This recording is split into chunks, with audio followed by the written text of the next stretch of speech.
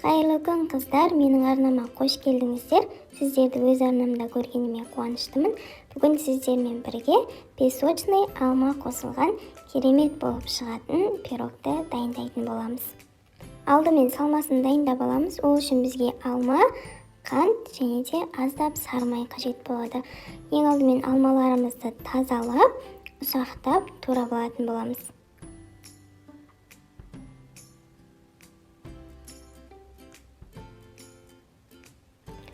Құрғақ, ештеңе жағылмаған қызып тұрған табамызға қантымызды салып, араластырып отырып ерітетін боламыз. Міне бізде қант кішкенеден кейін осылай еріп бастайды. Алғашында осылай түйіршіктеліп кетеді. Одан кейін карамельге айналады. Толықтай қантымыз ерігеннен кейін үстінен сары майымызды салып, жақсылап араластырып аламыз. Майымызда толықтай еруі қажет.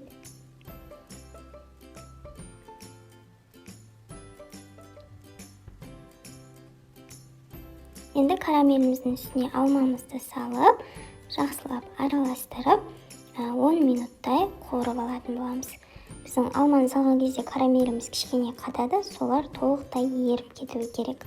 Қамырын дайындаймыз. Ол үшін бізге жұмсақ сары май, електен өткізілген ұн, қопсытқыш, жұмыртқа және де аздап қант қажет болады. Ең алдымен ыдысымызға бір дана жұмыртқамызды жарып, үстінен қантымызды салып, венчигімізбен жақсылап араластырып алатын боламыз.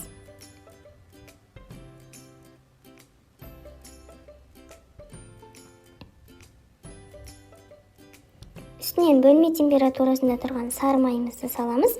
Тағы да венчикпен жақсылап араластырып аламыз. Осындай қоймалжың масса шығады. Осы массамыздың үстінен бір шай қасық қопсытқышымызды салып, тағы да араластырып аламыз.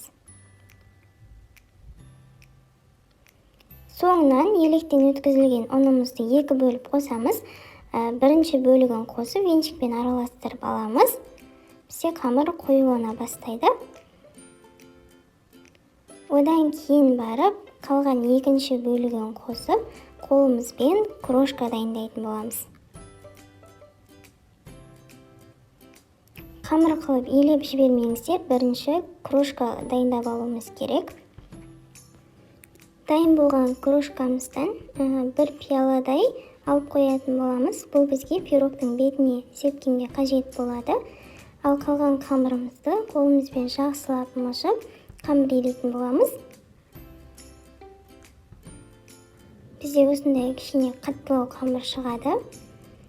Енді табамызға орналастыратын боламыз. Менде таба 26 сантиметр. Осылай асты алынады. Арнайы осындай пирогтарға арналған. Егерде сіздерде қарапайым таба болса, егерде сіздерде асты алынбайтын табалар болатын болса, астына міндетті түрде пергамент немесе фольга төсеп жіберіңіздер. Және де аздап шетін майлаңыздар. Енді қамырымызды салып, жақсылап жайып алатын боламыз. Тегістеу үшін шанышқыны пайдаланамын. Осылай басып, тегістеп аламыз. Неге қыздар, бізде қамырымыз әп-әдемі болып жайылды. Енді жаңаға дайындап алған кішкене суыған салмамызды салып, жайып аламыз. Барлық жеріне тегістеп. Енді салмамыздың үстіне жаңа алып қалған крошкамызды сеуіп шығатын боламыз. Крошканы көбірек алып, бетін толықтай жауып сепсеңіздер де болады. Бірақ маған осылай жасаған ұнайды.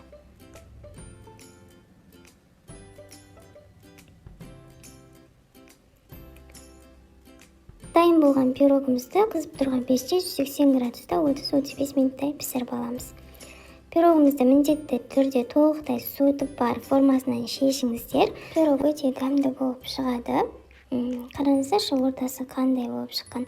Салмамен өте керемет болады. Әсіресе алма жақсы көретін жандар үшін таптырмас тәтті. Міндетті түрде жасап көріңіздер. Сіздерге ұнайды деген ойдамын. Ас болсын.